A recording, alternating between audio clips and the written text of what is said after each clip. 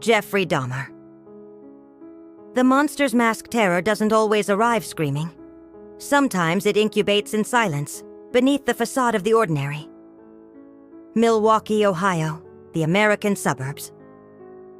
One name became synonymous with the coldest atrocity: Jeffrey Dahmer. But before he was the Milwaukee Cannibal, he was simply a young man struggling, and failing miserably, to fit in. This is the story not only of the crimes, but of the formation of the darkness. Jeffrey Dahmer's childhood was marked by deep dysfunction. The home that raised him was not a haven of peace, but an emotional battleground, dominated by the volatile relationship of his parents, Lionel and Joyce. Lionel, a chemist, spent long periods absent or focused on his work. Joyce, battling mental illness and hypochondria, generated a chaotic environment. Amidst this storm, Jeffrey, an already reserved child, retreated. His first interests were unusual: a fascination with animal biology, the collecting of dead animal bones, and dissection. It wasn't scientific curiosity that drove him, but a need for control and understanding of anatomy that would later distort into a much darker desire. Emotional disconnection became palpable. Jeffrey did not learn to navigate the complexities of human interaction. Instead, he learned to observe it from the periphery. Upon entering adolescence, Dahmer's isolation intensified. He was socially awkward, unable to form genuine bonds, and became a target for school bullies. In a desperate attempt to be noticed, or at least to mitigate his paralyzing anxiety, he turned to alcohol. Dahmer's alcoholism was not merely a youthful addiction. It was an escape mechanism, a key that allowed the fantasies he had been secretly cultivating to begin manifesting. These fantasies, vague at first, centered on the desire for complete control over another person, to possess them, to turn them into a permanent object that could never abandon him or judge him. The night of June 18th, 1978, a month after graduating from high school, fantasy met reality. Alone in the family home after his parents' divorce, Jeffrey picked up a young hitchhiker named Stephen Hicks. He invited him back to the house with the promise of beer and company. What began as a clumsy attempt at interaction ended in violence. Hicks tried to leave, and the threat of abandonment, Dahmer's core fear, triggered a homicidal rage that Dahmer couldn't control. Hicks was beaten and strangled. The act was initially chaotic, driven by panic, but the murder was followed by a chilling ritual of dismemberment and disposal, marking the point of no return. The fear of discovery was immense, but an even more powerful feeling took hold: the euphoria of total control. After this first murder, a long criminal silence of nearly 9 years followed, a period Dahmer dedicated to trying to repress his true nature. He briefly joined the army, enrolled at Ohio State University, but alcoholism and the need to fulfill his fantasies sabotaged every attempt at normalcy.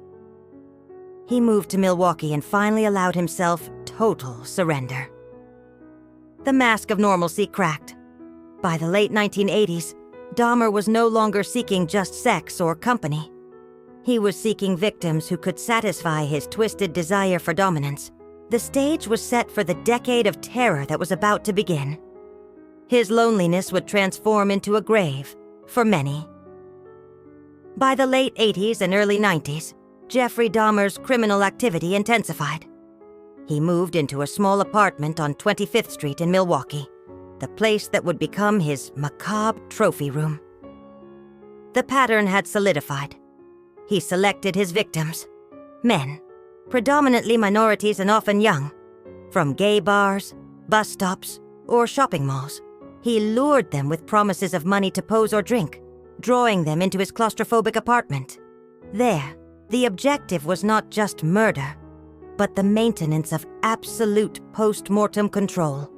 Dahmer's acts were ritualized, a desperate quest to recreate the fantasy of having an inert, obedient companion. The stench and noise were constant, but somehow, Dahmer managed to maintain the facade of a solitary life, aided by indifference and prejudice. What makes this decade so painful to examine is not just the brutality of one man, but the systemic failure that allowed it. The case of Konerak Sinthasomphone in May 1991 is the most searing example. Neighbors, including Sandra Smith and Pamela Bass, called the police when they saw the bloodied naked boy being confronted by Dahmer. When officers arrived, Dahmer told them it was a domestic dispute with his adult boyfriend. Jeffrey Dahmer's physical presence ended in 1994, but his cultural footprint has proven indelible. His crimes, unfolding just as cable news and tabloid journalism were reaching mass penetration, were immediately sensationalized. Dahmer transcended the realm of true crime. He became a morbid cultural archetype, a symbol of the terrifying possibility of utter inhumanity lurking beneath a quiet suburban exterior. This hyper-focus on the killer, however, often came at a significant cost: the erasure of the victims' identities. The media's fascination dissected every grotesque detail, fueling the public's darkest curiosity. This sensationalism contributed to the lasting trauma felt by the victims' families, who had to relive their loss repeatedly in the glare of the relentless public gaze. The continuous media coverage cemented Dahmer as a kind of anti-celebrity, prompting crucial discussions about the ethics of true crime storytelling. Discussions that continue to resonate in contemporary media today. How do we document horror without glorifying the perpetrator? Psychologically, the Dahmer case fundamentally altered the American perception of the serial killer. He was not the charismatic Hannibal Lecter-type figure. He was clumsy, awkward, and desperately isolated. His lack of social grace was paradoxically what allowed him to operate for so long, masked by the very invisibility that society imposes on certain groups. The case became a stark warning. The monster could be anyone, particularly the quiet man next door. For the LGBTQ+ community, particularly in Milwaukee, the revelation of Dahmer's targeting pattern compounded the grief with bitter anger. It highlighted how societal homophobia and systemic neglect had facilitated his ability to prey, almost unchecked within the very spaces meant for community and connection. The subsequent police reforms, though necessary, were viewed by many as too little, too late. A reactive measure born only from the magnitude of the horror, not from proactive commitment to equality.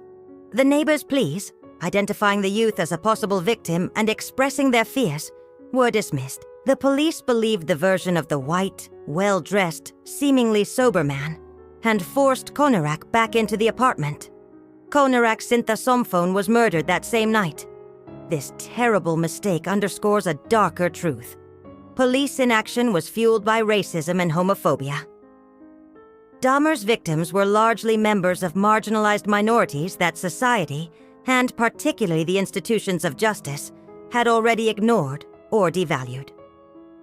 Milwaukee's LGBTQ+ community was in mourning, and the terror that the predator walked free, invisible to the law, was palpable. The case of Jeffrey Dahmer is a chilling study of criminal psychology. If you're interested in exploring the depths of these complex topics and do not want to miss our future documentary analyses, take a second to subscribe to our channel right now. Your support helps us continue creating in-depth, investigative content. Let's continue with the horror in Milwaukee. The reign of terror of Jeffrey Dahmer ended thanks to the courage and cunning of one survivor, Tracy Edwards. In July 1991, Edwards managed to escape the apartment, taking with him the handcuffs Dahmer had attempted to use to immobilize him. Detaining Edwards in the street for the handcuffs, officers were led to apartment 213, where the true horror came to light. The discovery was quick and nauseating. Polaroids documenting the crimes, human remains in the refrigerator and other containers, and an odor that one officer described as the door to hell. The 1992 trial focused on the fine line between evil and illness. The defense argued, not guilty by reason of insanity, claiming Dahmer suffered from severe personality disorders and a necrophilic sexual impulse that prevented him from controlling his actions.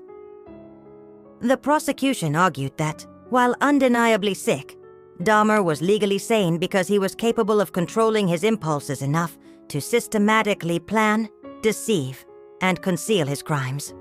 Psychiatrists testified about his borderline personality disorder and schizotypal features, but the jury was convinced of his capacity for planning and his understanding of right and wrong. Dahmer was found guilty of 15 counts of murder, resulting in 15 consecutive life sentences. The conviction brought legal justice, but it did not mitigate the pain. The trial was over, but Jeffrey Dahmer's fate had not yet been sealed. After being sentenced to multiple life terms, he was sent to the Columbia Correctional Institution in Portage, Wisconsin. The transition from the controlled solitude of his apartment to the brutal structure of the prison system was immediate and harsh. Dahmer, known for his reserved and awkward nature, was now an infamous celebrity in an environment where notoriety only guaranteed danger. Initially, authorities attempted to keep Dahmer in isolation for his own safety. However, in a move reflecting an attempt at normalization within the prison, he was gradually integrated into the general inmate population. Records from the time indicate that Dahmer, surprisingly, found some peace in this environment. He continued reading profusely and began discussing religious topics with other inmates, claiming to have found Christian faith. For some, this repentance was a final manipulation. For others, a genuine, albeit late, search for redemption. Resentment among the inmates was unavoidable. Dahmer was not viewed as a common criminal, but as a predator who had crossed sacred lines. Attacks against him were intermittent. The end came on November 28, 1994. Dahmer was killed in the prison gym by Christopher Scarver, a fellow inmate suffering from schizophrenia, who also murdered another inmate that same day. Scarver later stated that his crimes were motivated by anger over Dahmer's atrocious acts. Dahmer's death closed the legal chapter but opened a new Pandora's box. His case forced a crucial reassessment of how law enforcement interacts with marginalized communities. Changes were made to the Milwaukee Police Department to improve training on racial and LGBTQ+ sensitivity, and a more rigorous system was established to investigate reports of missing adults, especially in areas of high vulnerability. Jeffrey Dahmer's legacy is not limited to the terror he inflicted. It is a painful reminder of the consequences when society and its institutions allow prejudice to blind justice.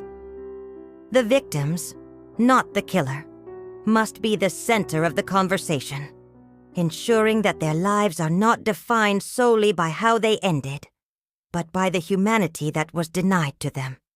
Thank you for joining us in this in-depth analysis of one of the darkest cases in criminal history.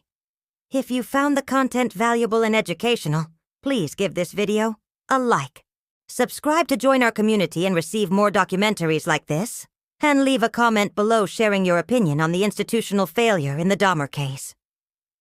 Until the next investigation.